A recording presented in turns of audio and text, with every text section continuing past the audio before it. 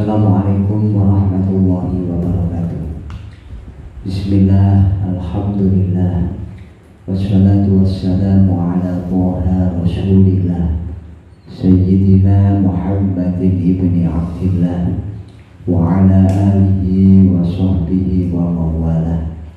Wa la hawla wa la quwwata illa billah. Amma ba'du. Pertama, marilah kita panjatkan puja dan puji syukur kehadirat Allah Subhanahu wa Ta'ala atas seluruh anugerah dan karunia-Nya. Yang kedua, sholawat serta salam kita sanjungkan kepada junjungan kita Nabi besar Muhammad Sallallahu Alaihi Wasallam. Yang ketiga, mari kita awali kajian tafsir Al-Ibris bagian malam hari ini dengan membaca suratul Fatihah. Mudah-mudahan kajian kita pada malam hari ini senantiasa diridhoi oleh Allah dan menjadi tambahnya ilmu yang bermanfaat. Ila hadratin Nabiyil Mustafa Muhammadin sallallahu alaihi wasallam wa ila hadrati jami'i ikhwanihi minal anbiya wal mursalin wassahabah wa tabi'in wal ulama'il amilin, khususan jami'a masyayikhina wa mu'allimina wa asatidana, summa khas mu'allif hadha tafsir IBC Mustafa Rambang. Lahumul Fatihah. A'udzu billahi minasyaitonir rajim. Bismillahirrahmanirrahim. Alhamdulillahi rabbil alamin, arrahmanir rahim, maliki yaumiddin. Iyyaka na'budu wa iyyaka nasta'in. Ihdinas siratal mustaqim, siratal ladzina an'amta 'alaihim ghairil maghdubi 'alaihim waladdallin. Amin. Sahabat An-Nawawi yang saya hormati, sebelum masuk kepada penafsiran surah Al-Fil, kita akan bahas sekilas tentang surah Al-Fil ini. Surah Al-Fil ini termasuk dalam kategori surah Makkiyah. Artinya surat ini diturunkan oleh Allah sebelum hijrahnya Nabi Muhammad ke Madinah. Surat ini memiliki nama lain, yaitu surat Alam Taro. Jadi surat ini namanya diambil dari ayat yang pertama. Alam taro kaifa fa'ala rabbuka bi ashabil fil. Baik nama Al-Fil maupun Alam Taro, dua-dua nama ini terambil dari ayat pertama surat yang sedang kita kaji ini.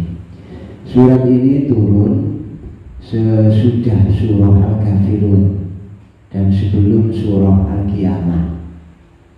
Surat ini dalam tartib nuzuli, artinya dalam urut-urutan turunnya surat-surat Al-Quran menempati urutan yang ke-19. Sedangkan dalam tartib mushafi, artinya dalam urut-urutan surat di dalam mushaf Al-Quran, surat ini masuk dalam urutan surat ke-105. Jumlah ayatnya ada 5, yang tersusun dari 23 kalimat dan 96 huruf. Ya. Itu sekilas tentang identitas surah Al-Fil yang akan kita kaji. Lalu isi pokok daripada surat ini adalah berbicara atau mengisahkan tentang pasukan bergajah. Pasukan yang datang dari Yaman di bawah pimpinan Abroha. Ya. Ini datang ke Mekah dengan satu tujuan, ingin menghancurkan Ka'bah, ingin meluluh lantahkan Baitullah. Itulah misi utama kedatangan Raja Abroha bersama pasukan-pasukannya dalam jumlah yang sangat banyak. Dia membawa beberapa ekor onta, ya, atau binatang yang sangat besar, binatang yang sangat kuat sekali. Tetapi meskipun ya, Raja Abroha dengan bala tentaranya, dengan disupport oleh persiapan, disupport oleh logistik, disupport oleh segala sesuatu yang maksimal. Tetapi apa yang menjadi misi daripada Raja Abraha ini digagalkan oleh Allah Subhanahu wa Ta'ala. Allah kirimkan sekawanan burung-burung yang datang secara berkelompok-kelompok, yang datang secara berurut-urutan, yang melempari mereka dengan batu, yang menunjukkan bahwa kekuasaan Allah, kekuatan Allah mengalahkan segala kekuasaan dan kekuatan apapun selain Allah Subhanahu wa Ta'ala. Sahabat An-Nawawi yang saya banggakan, lalu munasabah, hubungan keterkaitan antara surah Al-Fil dengan surah yang sebelumnya, yakni surah Al-Humazah. Seperti yang kita kaji sebelumnya, bahwa surah Al-Humazah berbicara atau menjelaskan tentang orang-orang yang kegemarannya adalah mengumpat, mencela, membangga-banggakan harta kekayaan. Mereka merasa bahwa banyaknya harta yang mereka miliki otomatis menjadikan mereka kelompok-kelompok yang terhormat, kelompok-kelompok yang mulia, sehingga mereka merendahkan, melecehkan kehormatan orang lain yang mereka nilai sebagai orang-orang yang jauh di bawah mereka dalam urusan kepemilikan harta kekayaan. Mereka menganggap bahwa harta kekayaan adalah segalanya. Harta kekayaan akan mampu mengantarkan mereka kepada apapun yang mereka kehendaki. Nah, di dalam surah Al-Fil ini Allah Subhanahu wa Ta'ala mengisahkan tentang pasukan bergajah, pasukan yang sangat kuat, pasukan yang jumlahnya sangat banyak, pasukan yang disupport oleh harta kekayaan yang sangat berlimpah, melambangkan kekuatan yang maksimal. Tetapi ternyata harta kekayaan, kekuasaan, kekuatan yang mereka bangga-banggakan itu diluluh lantahkan oleh Allah Subhanahu wa Ta'ala dengan sekawanan burung-burung yang mungkin ukurannya kecil, burung-burung yang mungkin sangat lemah dibandingkan dengan kekuatan tentara mereka, dibandingkan dengan gajah-gajah mereka. Itulah menunjukkan bahwa banyaknya harta, kuatnya kekuatan yang mereka bangga-banggakan tidak akan mampu menolak ketentuan Allah Subhanahu wa Ta'ala. Sahabat An-Nawawi dan para pemirsa sekalian yang dirahmati oleh Allah, itulah sekilas gambaran tentang surah yang akan kita kaji ini. Baik, kita akan mengawali kajian tafsir Al-Ibris untuk surah Al-Fil ini. Bismillahirrahmanirrahim. Suratul Fil Makkiyatun wa hiya khamsu ayatin. Surah Al-Fil ini masuk dalam kategori surah Makkiyah, artinya surat yang diturunkan di Mekah atau surat yang diturunkan sebelum Kanjeng Nabi hijrah ke Madinah. Wa hiya khamsu ayatin. Surat ini tersusun dari 5 ayat. Bismillahirrahmanirrahim. Alam taro ono to ora weruh sira kaifa kepriye fa'ala bertindak sapa buka pangeran ira bertindak di ashabil fili kelawan musuh kang padha anduweni gajah. Alam yaj'al ana ta ora ndadekaken iya rabbuka kaidahum ikti budayane iya ashabal fil fi tawlilin ing dalem kerusakan. Oke, kita berhenti di sini. Sahabat An-Nawawi yang dimuliakan oleh Allah, di dalam ayat pertama Allah Subhanahu wa Ta'ala berfirman alam taro ana ta ora weruh sira Muhammad. Artinya kalau kita bahasakan, apakah kamu tidak melihat wahai Muhammad peristiwa penyerangan Ka'bah oleh Abroha dengan pasukan berkudanya? Ini tentu terjadi sebelum kelahirannya Nabi Muhammad Shallallahu Alaihi Wasallam. Bahkan tahun di mana peristiwa pasukan bergajah ini menyerang atau berencana menyerang Ka'bah, ketika itu Rasulullah belum lahir, tetapi Rasulullah atau Kanjeng Nabi Muhammad baru lahir tahun itu. Ya. Jadi ketika itu tentu Kanjeng Nabi Muhammad tidak melihat secara langsung peristiwa pasukan bergajah ini. Tetapi Allah berfirman, alam taro ana ta ora weruh sira, apakah kamu tidak melihat wahai Muhammad? Ini maksudnya bagaimana? Ini maksudnya adalah bahwa peristiwa penyerangan pasukan bergajah ini adalah satu peristiwa yang sangat besar, peristiwa yang sangat masyhur, peristiwa yang sangat terkenal. Kenapa? Karena peristiwa ini dianggap sebagai peristiwa yang luar biasa, sehingga berita atau kisah atau cerita tentang peristiwa ini sangat masyhur di kalangan orang-orang Mekah ketika itu. Bahkan ketika Rasulullah Shallallahu Alaihi Wasallam atau ketika Muhammad sudah lahir, ada beberapa orang yang menjadi saksi sejarah peristiwa tersebut masih hidup. Jadi kisah Ashabul Fil ini adalah kisah nyata, bukan kisah fiksi, bukan kisah yang sifatnya khayalan atau angan-angan.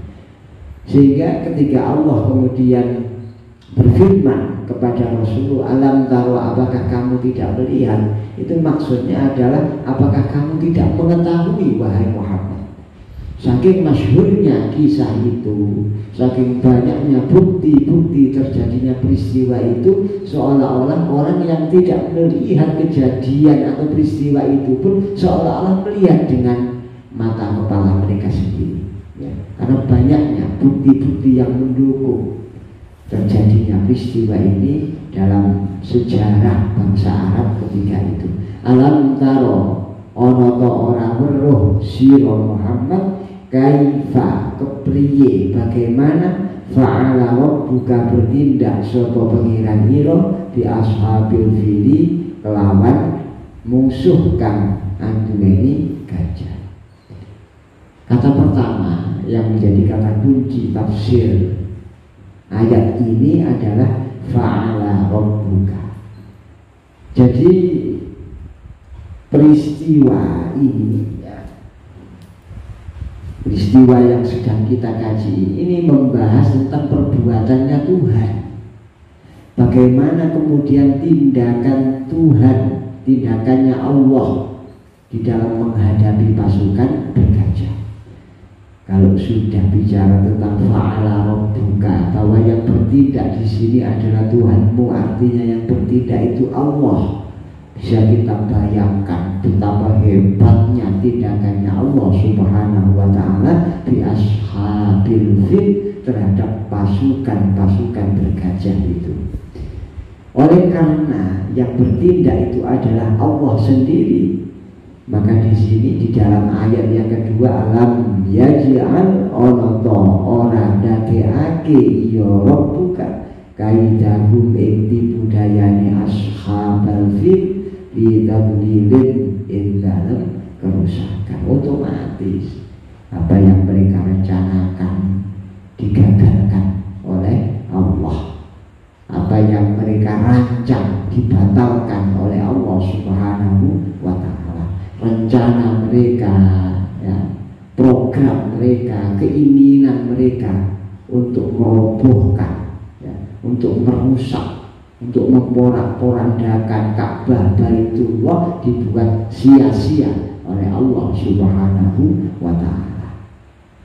Wa arsalalan ngeculake sapa rabbuka alaihim ing atase ashabul fil toiron ing manuk ababila kang anggolong-golong tarmihim balang hiya toir ing ashabul fil balang bihijarotin kelawan watu min sijilin saking lempung kang den obok lempung kang den bakar waja'alahu mongko dadekake iya rabbaka ing ashabil fil ka asfil kaya rambanan makulin kang den bakar. Sahabat An-Nawawi yang dimuliakan oleh Allah, mari kita lihat kisah ini.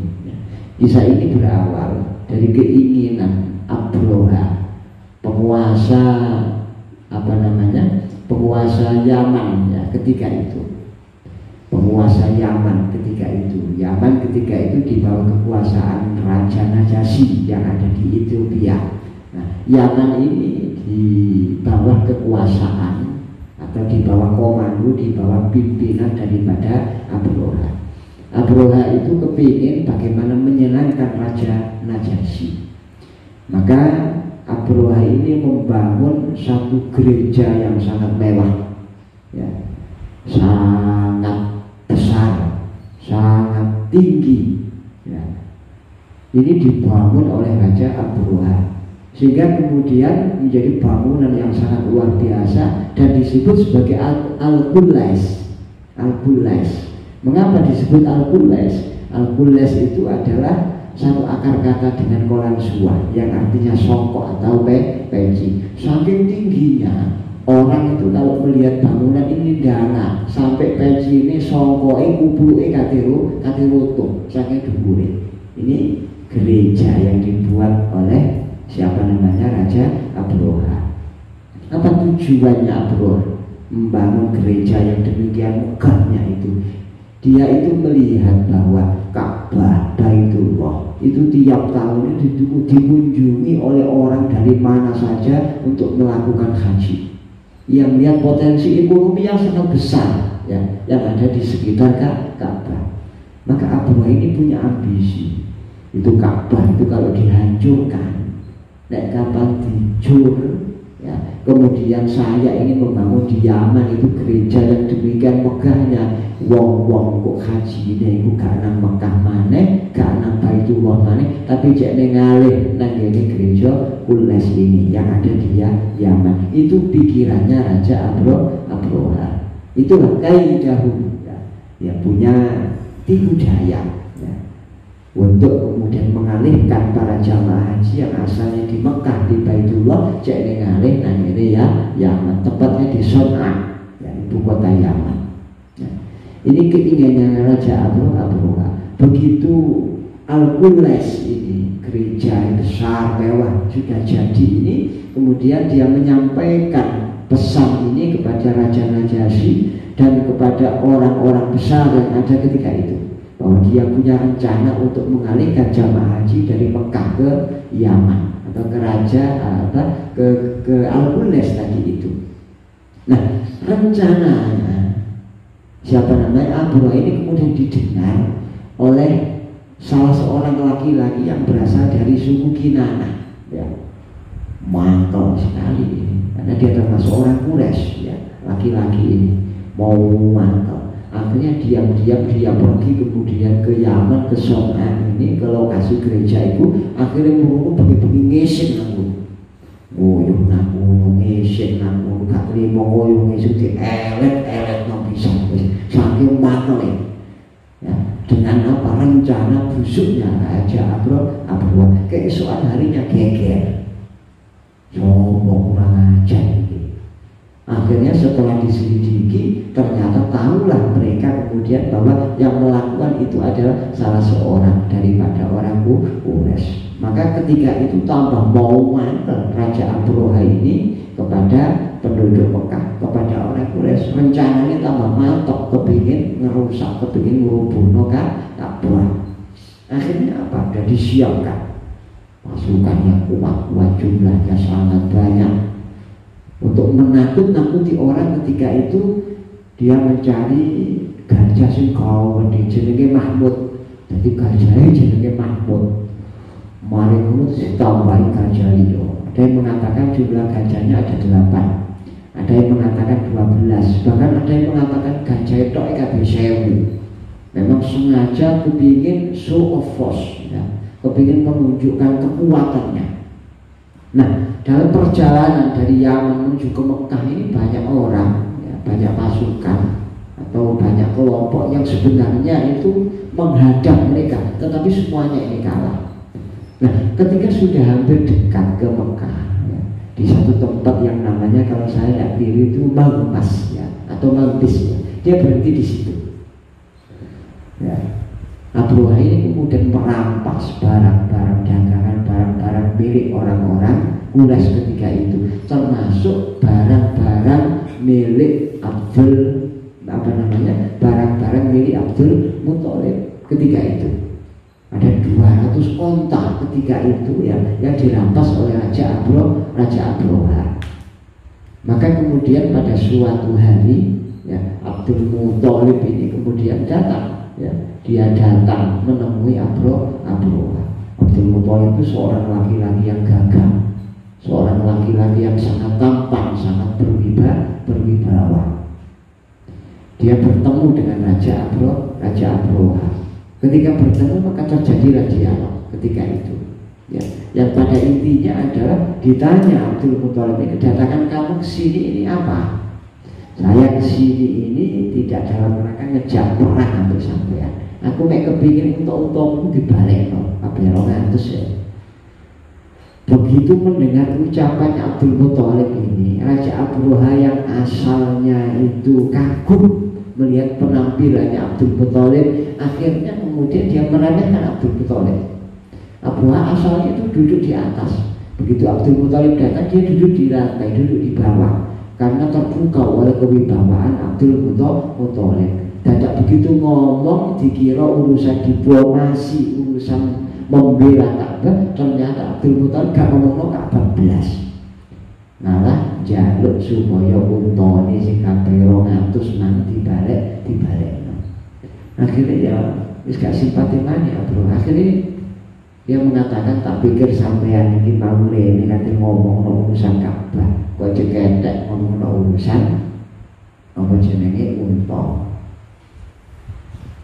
Mestinya sampai sebagai pemuka Quraisy ngomong sampai aku ini ngomongnya ya apa masalah Ka'bah itu sing kate tak jur kate tak serek, kok sampai santai-santai malah ngomong unta. Dari Abdul Muthalib enteng ae. Aku iki unta iku wekku, aku pemiliknya. Ka'bah itu duwe pemilik dhewe. Kula diurusi dhewe ya sing duwe. Ngono tok jawabane enteng. Engko nek kapan sing duwe Ka'bah iku apa jenenge sing duwe Ka'bah iku berusaha sampai gak bakal iso merusak Ka'bah. Mesti bakal dijogo dilindungi ambek sing duwe Ka'bah. Pangerane Ka'bah. Jadi aku nyumbungi ambek aku ya gak iso. Gak bakal ono sing ngalang-alangi niatku. Jadi Abdul Muthalib enteng antawala wis urusan sampean ambek sing duwe Ka'bah. Sing penting untukku balekno kabeh jadi balekno tenan. Nah, setelah itu kemudian Abdul Muthalib niki mulai mari terus ngejak donga tokoh-tokoh Quraisy pada waktu itu. Dijak donga teng sekitar Ka'bah. Intine nang ngene kuno iku donga supaya Ka'bah iki dislametno ambek Gusti Allah. Mari ngono ngejak wong sekitar nang ngene kuno sebab apa? Yakin gak mampu kadhepe Abroha. Wong gajahe sakmono gedene, pasukane sakmono kae kuat senjatane komplit kaya ngono wis. Akhirnya kemudian Raja Abroha ini datang ketika mau masuk ke mana? Ke Baitullah. Ada yang mengatakan ketika mau masuk ke sekelilingnya Baitullah situ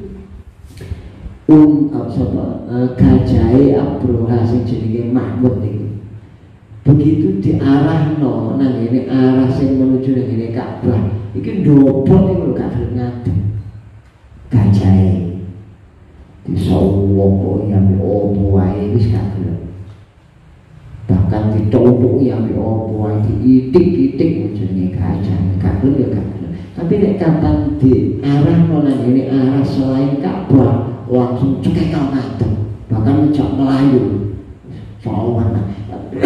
Tapi nek kapan dijak ke arah Baitullah gak gelem gajah. Akhirnya kemudian tidak lama setelah itu Allah Subhanahu wa Ta'ala kemudian mengirimkan burung, ya, burung yang datang secara berkelompok-kelompok.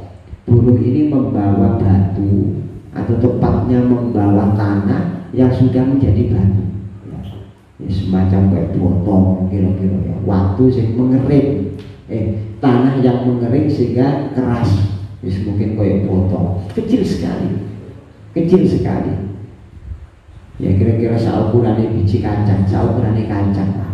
Ini setiap burung ini membawa 3 batu tadi itu.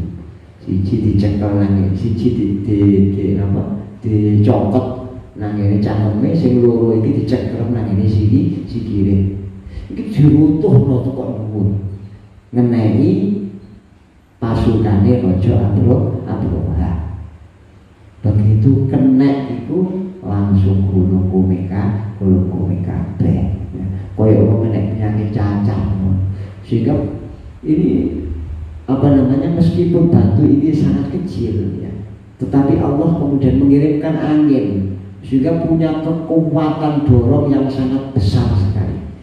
Dalam riwayat diceritakan bahwa nek kapan rutuwe iki nang sirah metune nanti dari dubur.